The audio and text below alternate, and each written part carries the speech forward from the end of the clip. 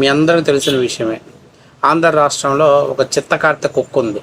వాడు నోటికి ఏది పడితే అది మాట్లాడుతుంటాడు. ఎందుకంటే వాడు అన్నం తినటం మర్చిపోయాడు. వైఎస్ఆర్సీపీ ఆఫీసులో అశుద్ధం తినటం అనేది అలవాటు చేసుకున్నటువంటి ఒక ఊర కుక్క. ఆడొక పిచ్చి కుక్క. అంటే వాడిని ఏమనాలంటే క్యారెక్టర్లెస్ ఫెలో. కనీసం క్యారెక్టర్ కూడా లేనటువంటి ఒక వెధవాడు. ఏది పడితే అది మాట్లాడుతూ ఉంటాడు. ఇప్పటికీ మీకు ఎవడతను అనేది స్ట్రైక్ అయి ఉంటుంది అనుకుంటున్నాను. ఇంకెవడాడు? మన కారుకోతల వెంకటరెడ్డి గారు. ఆ వెంకటరెడ్డి గారు మన ప్రెస్ మీట్ పెట్టేసి ఏం మాట్లాడుతున్నాడంటే, చంద్రబాబు నాయుడు గారు నీ హయాంలో రాజారెడ్డి గారి హత్య జరిగింది, అట్లాగే మల్లెల బాబ్జీ హత్య జరిగింది, అలాగే కొంతమంది తెలుగుదేశం పార్టీ నాయకులు వైసీపీ కార్యకర్తలను చంపారు. అంటే వినుకొండలో మీ ప్రభుత్వం రాంగంలోనే తెలుగుదేశం పార్టీకి కార్యకర్త వైసీపీ కార్యకర్తని అత్యంత దారుణంగా పాశవికంగా నడి రోడ్డు మీద నరికి చంపాడు. ఈ పార్టీని మిమ్మల్ని ఏమనాలి? గొడ్డల పార్టీ అనాలా, లేకపోతే బాంబుల పార్టీ అనాలా అని చెప్పేసి మాట్లాడుతున్నాడు. ఇంకా చాలా మాట్లాడాడు ఈ అవులాగాడు. ఫస్ట్ ఆఫ్ ఆల్ నేను చెప్పేది ఒకటేనండి. ఫస్ట్ కూటమి ప్రభుత్వం చాతగాంతనం ఏంటంటే వీడిని అరెస్ట్ చేసి వీడికి కనీసం వీడికి రాజ మర్యాదలతోటి మళ్ళీ వాడిని బయటికి పంపించడం వాడికి జీబొలుపు పెరిగింది. వాడు ఎప్పుడైతే అరెస్ట్ అయ్యి బయటకు వచ్చేసాడో, కోర్టు రిమాండ్ విధించకుండా వాడు బయటకు వచ్చేసాడో, వాడు నా అంత తోడు లేడని చెప్పి చెలరేగిపోతున్నాడు. వాడు ఇష్టాసారంగా మాట్లాడుతున్నాడు.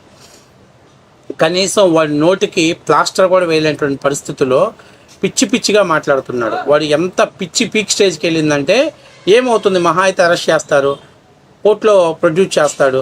అంతకుమించి చంద్రబాబు నాయుడు ఏం చేయలేడు కదా. అంతా చట్ట ప్రకారం పోవాలనుకుంటాడు.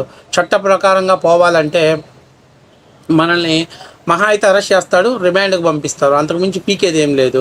ఇప్పుడు నా వాయిస్ రైజ్ చేస్తే రేపు జగన్మోహన్ రెడ్డి అధికారంలోకి వస్తే ఖచ్చితంగా నాకేదో బ్రహ్మాండమైనటువంటి పదవి ఇస్తాడు, నా పొలిటికల్ కెరియర్ చక్కదిద్దుకోవచ్చు అని చెప్పేసి మనోడు కలలుగంటున్నాడు. ఈ కారుకోతల వెంకటరెడ్డి గారికి నేను చెప్పేది ఏంటంటే, రాజారెడ్డి గారి హత్య ఎలా జరిగిందో అందరికీ తెలిసిన విషయమే.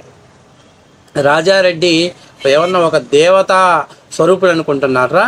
అరే హౌలేగా, ఎవడైతే తనతో చిన్న పనుల కోసం ఉపయోగించుకున్నాడో ఆయన్నే చంపేసి గనుడు స్వాధీనం చేసుకున్న ఘనాపాత్యుడురా రాజారెడ్డి. అంతేకాకుండా కడప లాంటి ప్రాంతాలలో ఫ్యాక్షన్ని పెంచి పోషిస్తున్నటువంటి వ్యక్తి రాజారెడ్డి. అనేక మంది వ్యక్తుల మర్డర్లో కీలక పాత్ర పోషించింది రాజారెడ్డి. అంటే ఈయన చంపుకుంటా పోతుంటే ఈయనకు ప్రత్యర్థులు ఎవరు ఉండరా? రాజారెడ్డి సంగతి పక్కన పెడితే రాజశేఖర్ రెడ్డి ఆయన అంతకంటే ఘనాపాత్యుడు. మరి చెన్నారెడ్డికి ప్రభుత్వాన్ని దించడం కోసం అని చెప్పి అప్పట్లో అక్కడ హైదరాబాద్ ఓల్డ్ సిటీలో మత ఘర్షణలు రేపించాడు. అంతేకాకుండా ఆ కడప లాంటి ప్రాంతంలో ఒకసారి మీటింగ్ జరుగుతుంటే కొత్త చెప్పులు ఒక లారీ నిండా తీసుకొచ్చి వాళ్ళ సొంత పార్టీ నాయకుల మీదే చెప్పులు వర్షం కురిపించినటువంటి వ్యక్తి రాజశేఖర్ రెడ్డి గారు. మీరేదో మహానేత, దివంగత నేత, ప్రీతమ నేత అని చెప్పేసి రోత కోతలని కూస్తున్నారు కదా. జగన్మోహన్ రెడ్డి గారి తండ్రి కానీ వాళ్ళ తాత కానీ అంతా చెత్త రాజకీయం, వరస్ట్ రాజకీయం చేసినటువంటి వాళ్ళు.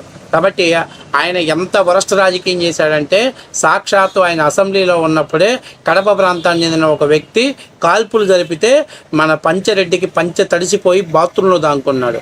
మీరు కూడా మాట తిప్పడు, మడమ తిప్పడు, మగాడు మొనగాడు డైలాగులు వేస్తున్నారు. అసలు వైసీపీలో ఎవడైనా మీరు ఆలోచన చేసుకోండి. రాజారెడ్డి గారి ఆయన జీవితం ఎలాంటిది, రాజశేఖర్ రెడ్డి గారి జీవితం ఎలాంటిది, ఆయన ముఖ్యమంత్రి అంతకుముందు ఆయన జీవిత చరిత్ర ఏందో ఒకసారి తిరగేసుకుంటే మీ మొహం మీద మిమ్మల్ని గాండ్రిచ్చి వస్తారా అవులా నా కొడక. ఫస్ట్ ఆఫ్ ఆల్ సబ్జెక్ట్ తెలుసుకో, ముందు చరిత్ర తెలుసుకొని మాట్లాడు. ఇక తర్వాత మాట్లాడుతున్నాడు.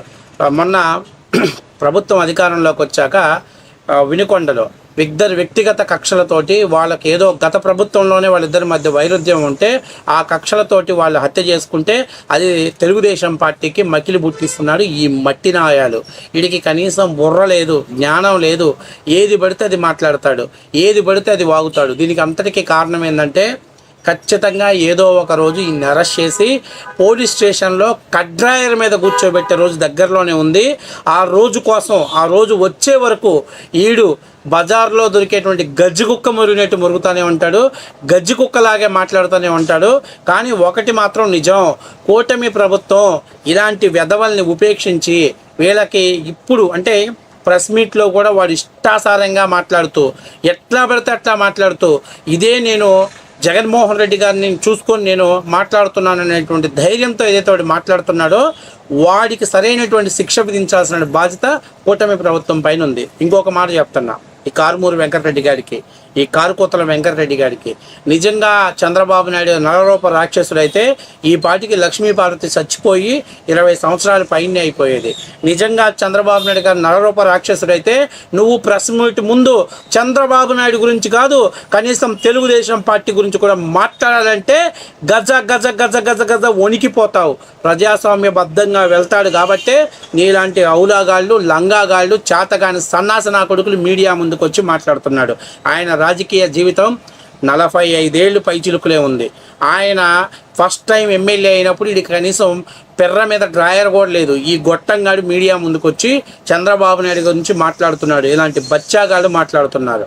అంటే ఒక్క విషయం మాత్రం నేను క్లారిటీగా చెప్పదలుచుకుంటున్నా, ఈ కారుమూరి వెంకటరెడ్డి గారిని నెక్స్ట్ అరెస్ట్ చేస్తే నేను చెప్తున్నా, వీడికి రిక్షాలో అరెస్ట్ చేసి గుంటూరు జీజీహెచ్ హాస్పిటల్ చుట్టూ తిప్పాల్సినటువంటి బాధ్యత పోలీసుల పైన ఉంది. ఎందుకంటే ఈడే పెద్ద పుడింగ్ అనుకుంటున్నాడు, ఈడే పెద్ద డాన్ అనుకుంటున్నాడు.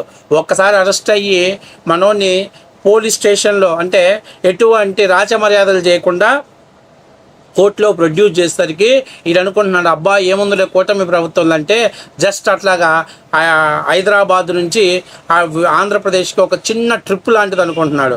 కానీ నెక్స్ట్ మాత్రం వీడు అరెస్ట్ అయితే ఇంకొకసారి మీడియా ముందుకు వచ్చి మాట్లాడాలంటే ఖచ్చితంగా వీడికి ఉత్సాహపడాలి.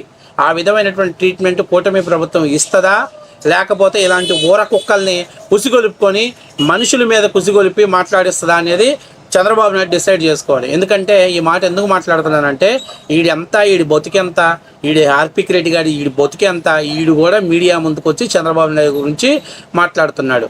అరే అసలు వైఎస్ వివేకానంద రెడ్డి గారిని అత్యంత దారుణంగా చంపి ఆ హత్యని నారా రక్తాసుర అని చెప్పి సాక్షిలో రాసుకొని రాజకీయ లబ్ధి పొంది కోడికత్తిని తోటి ఒక దళితుడి జీవితాన్ని నాశనం చేసి, అట్లాగే గులకరాయి పేరుతోటి అమాయకమైనటువంటి బీసీ బిడ్డల్ని అక్రమ అరెస్టులు చేయించి వాళ్ళ జీవితాలని నాశనం చేసి ఆ నాశనమైనటువంటి సమాధుల మీద మీ పార్టీ పునాదులు నిర్మించుకున్నటువంటి దరిద్రుడురా మీరు కూడా చంద్రబాబు నాయుడు గారి గురించి తెలుగుదేశం పార్టీ గురించి మాట్లాడుతున్నారు.